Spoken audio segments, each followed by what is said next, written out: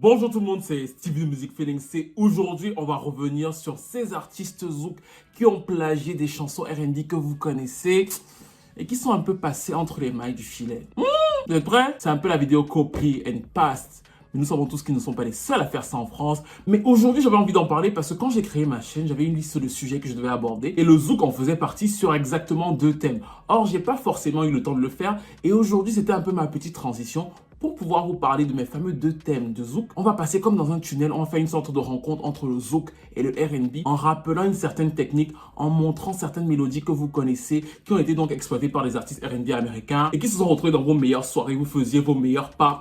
C'est le premier épisode, il y en aura d'autres si vous en voulez d'autres, mais il ne s'agit pas ici de stigmatiser les zoukeurs parce qu'effectivement c'est un sport national en France en fait.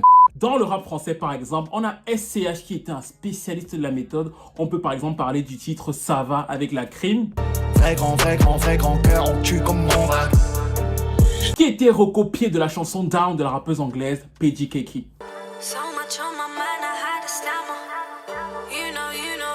C'est pas une surprise, c'est un sport national en France. D'ailleurs, aux États-Unis aussi, certains artistes le font. Et si vous écoutez par exemple le Tao sur La roue tourne, ça vous rappelle par exemple Justin Timberlake. What goes around comes around. Je savais que vous alliez trouver, je vous connais maintenant. Ça, c'était pour la balle perdue, mais la famille R&B, on se connaît, on sait plus ou moins que le R&B français est pavé de ça. Mais là, j'ai dit ce soir, on va zouker, moi, ça. Je suis totalement ridicule.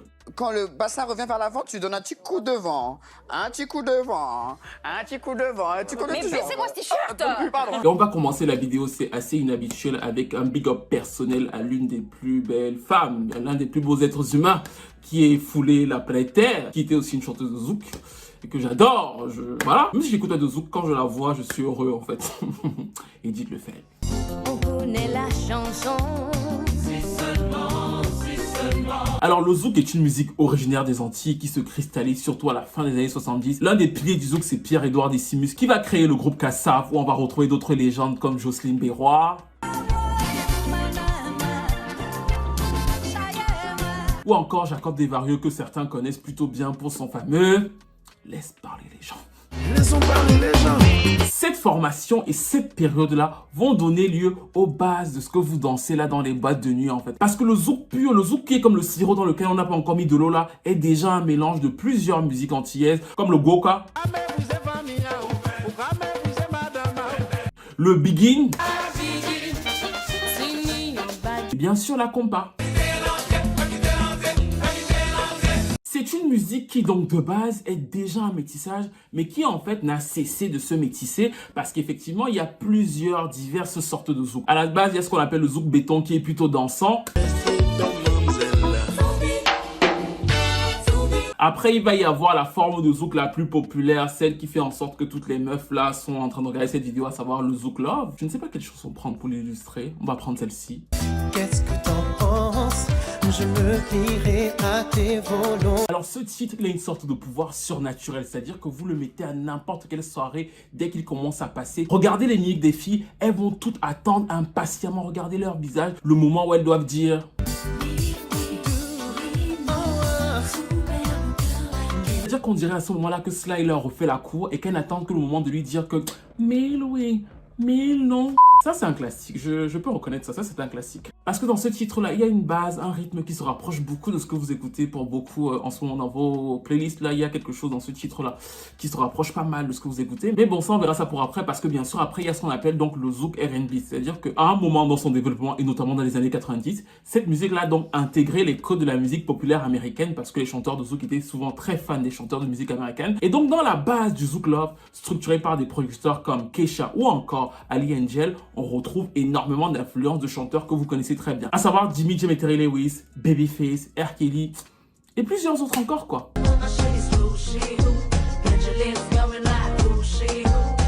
C'est cet énième métissage-là qui va donner lieu à quelques idées de quelques-uns des cas dont on va parler dans cette vidéo. Parce qu'il y a énormément de cas, mais effectivement, peut-être que si vous aimez ce format, on va le structurer en épisodes. Donc à l'époque, tout le monde écoute le R&B américain et il n'y a pas forcément encore beaucoup de plateformes de streaming. Donc certains artistes zouk vont avoir l'idée donc de s'inspirer d'artistes américains. C'est le cas de Jane Faustin qui va faire un tube en reprenant la chanson de Deborah Cox, ça donnait ça.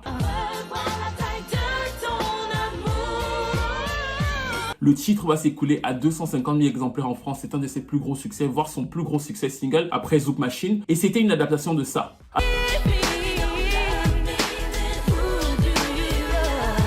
Alors maintenant, moi je vous ai déjà dit, je ne suis pas un fan de Zouk.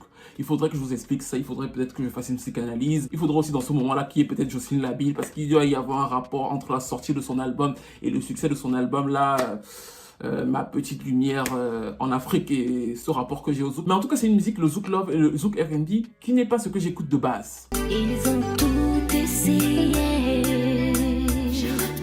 Je sens déjà un peu de tristesse en moi. Cependant, j'ai beaucoup de respect pour les chanteurs de Zouk. Pourquoi? Parce qu'en réalité, ce sont ceux qui sont le plus inspirés des chanteurs de R&B américains en fait, parce qu'ils les écoutent et donc très souvent, les chanteurs de Zouk font partie pour moi des meilleurs chanteurs de France, même si leur musique n'est pas celle que j'écoute le plus. Et il faut donc savoir qu'à cette époque-là, et c'est encore le cas aujourd'hui, comme ils écoutent beaucoup de chanteurs de R&B américains, leur chant s'en rapproche en fait. Dans l'inspiration du chant, la manière de poser, la manière d'entrer dans le couloir, ils sont souvent très calqués sur les chanteurs de R&B américains. Et un album qui a eu énormément d'impact dans le Zouk à l'époque, c'est bien sûr l'album de Craig David, Born to Do It, dans la manière dont il arrangeait ses voix, dans la manière dont il mélangeait le rap et le chant. Beaucoup de chansons de Zouk s'inspirent de lui. Ali Angel, qui est donc un des principaux producteurs du Zouk R&B de l'époque, a repris le titre Rendez-vous. Là encore, c'est monnaie courante en fait. C'est-à-dire qu'on prend un titre R&B ou un titre pop américain, on le zoukifie et on fait passer ça dans les clubs. Comme la chanteuse plus jeune Stacy l'a fait récemment avec le titre de Taylor Swift. La version originale, c'est ça.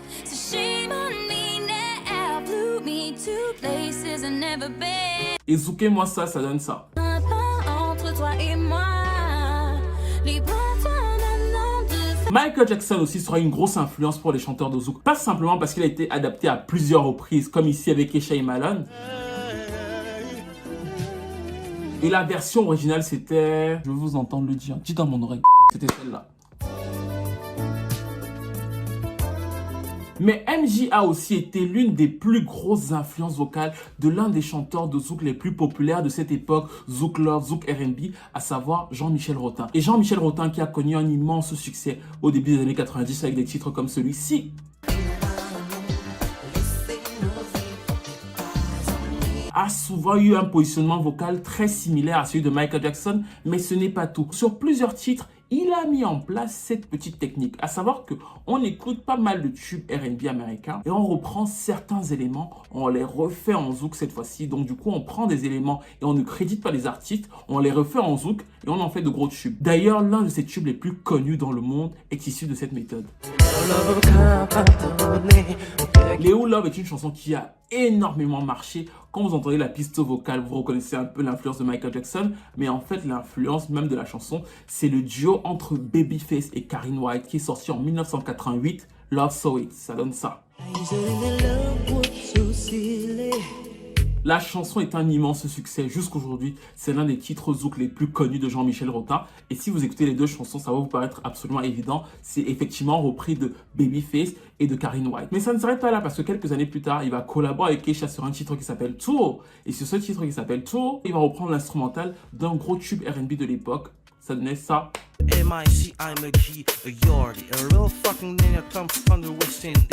Et ils ont donc repris ici le remix du Only You de 112.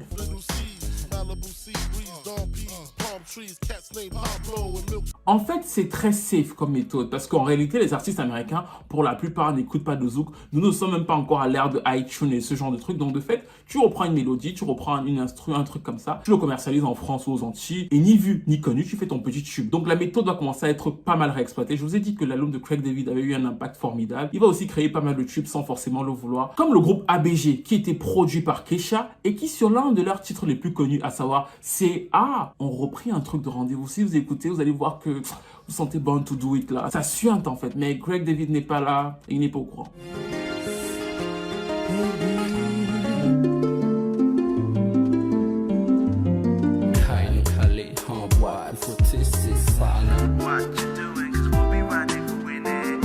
Et je vous ai dit que le Zouk était quand même malgré tout assez vocal. Donc de fait, il y a une influence des chanteurs de R&B américains sur les chanteurs de Zouk français. Et l'une des chanteuses qui a eu pas mal d'influence aussi sur les chanteurs de Zouk français, c'est bien sûr Brandy. Et Brandy, vous la retrouvez parce que certaines chanteuses comme Lyncha vous diront clairement, je m'inspire de Brandy pour mes background vocaux.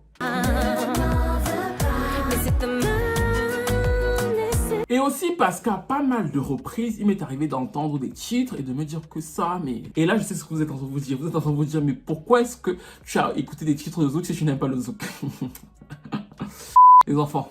You know when you want to be married, you know what I mean. On va dire que ma vie sentimentale était beaucoup de ce côté de l'Atlantique. Et donc, de fait, comme j'ai été pas mal marié, enfin, tu vois, tout ce que tu dois faire avant le mariage, là, des fois, tu es obligé, même quand tu ne veux pas, d'écouter ce que l'autre veut, en fait. Et donc, de fait, j'écoutais aussi des fois de manière forcée. Et à chaque fois, je me disais, mais en fait, je reconnais ça, ça, c'est ça. Ça vient de là. Et à chaque fois, on me disait, mais tais-toi, en fait, c'est notre musique, c'est nous. Je disais, mais non, ce n'est pas votre musique, c'est, tu vois. Et donc, de fait, j'ai dû subir pendant quelques années parce que j'étais pas mal engaged. Enfin, whatever, you know what I mean. Bref, en gros, j'étais dans des relations sentimentales avec des personnes qui vivaient de ce côté-là. Et donc, de fait, sur relations sentimentales, tu es obligé de subir certaines choses que tu ne veux pas forcément. Mais en écoutant, je me disais à chaque fois, je notais même dans un cahier de texte, des fois, je me disais que, mais attends, ça me rappelle pas quelque chose. Et c'est donc comme ça que j'ai repris pas mal de trucs, notamment celui de Pearl Lama.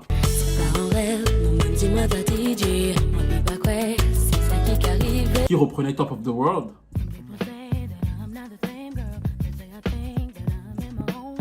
Et on peut aussi parler du titre Sweet Love de la chanteuse Alexandra Juniel.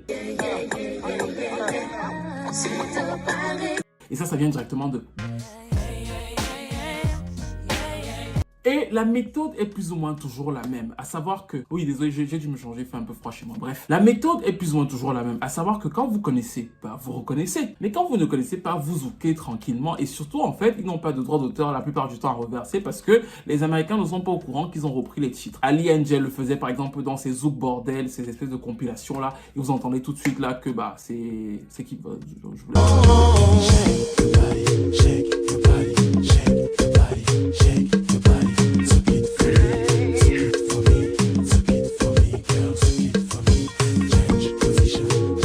Oui, c'était la petite Alia. Mais quand vous êtes en train de zouker, moi ça, vous n'y pensez pas en fait. Et c'est toujours donc la méthode de plusieurs artistes zouk, même si ça se fait de moins en moins à cause de iTunes, du streaming, c'est-à-dire que les logiciels là peuvent vous bloquer. Ça se fait un peu moins, mais à l'époque, donc ça se faisait beaucoup et certains continuent à le faire. Pourquoi? Parce que c'est rentable, ça évite de travailler, tu reprends le flow, tu reprends la mélodie. Et ni vu ni connu, tu as ta petite chanson qui passe bien en club, les gens zoukent dessus. C'est le cas par exemple de la chanteuse Fanny G, que certains connaissent grâce à son gros tube mainstream, c'était ça.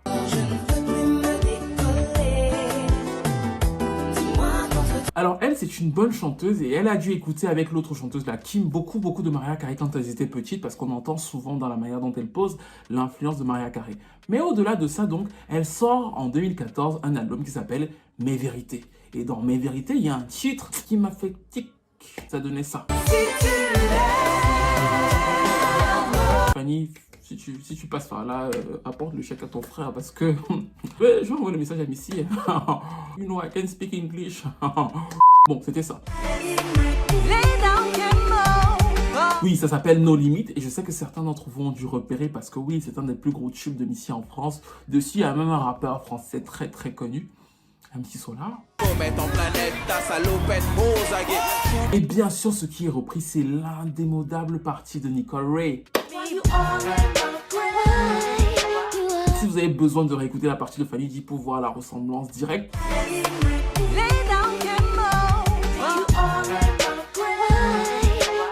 travaille majoritairement avec le chanteur et aussi producteur de zouk Warren, qui est assez célèbre dans la méthode. Aujourd'hui, on va revenir sur l'un de ses forfaits, mais si vous voulez, si vous aimez ce format, on reviendra progressivement sur d'autres forfaits. En tout cas, celui-ci m'avait marqué parce qu'on était dans un moment particulier au moment où je l'ai écouté. Je me suis dit non, c'est pas possible, je suis en train de délirer parce que j'entends la même chanson et j'entends une autre chanson en même temps. Après, pour moi, c'est devenu un acquis qu'il avait fait ce plagiat et j'ai totalement oublié en fait. C'est-à-dire que j'ai complètement sorti ça de ma tête jusqu'au moment où j'ai dû faire cette vidéo. Et quand j'ai dû faire cette vidéo, je me suis dit, c'est vrai qu'il a plagié cette chanson, mais je ne me souviens plus de la chanson.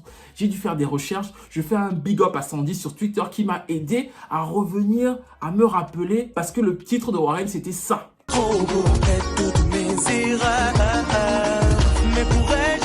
Qui sort en 2008, extrait de son album Izouk, et c'est fabuleux parce qu'en fait, je ne sais pas si vous avez capté, et je ne sais pas si vous allez capter à la première écoute, mais en fait, il reprend Losing My Way de Justin Timberlake, et ça m'avait frappé à la première écoute. Je me rappelle que on était comme ça, je dis mais non mais là, chez vous là, c'est quoi en fait? Ça donne ça. Vous avez besoin d'un nouveau passage, l'instru et la manière dont il pose. Je vous le remets.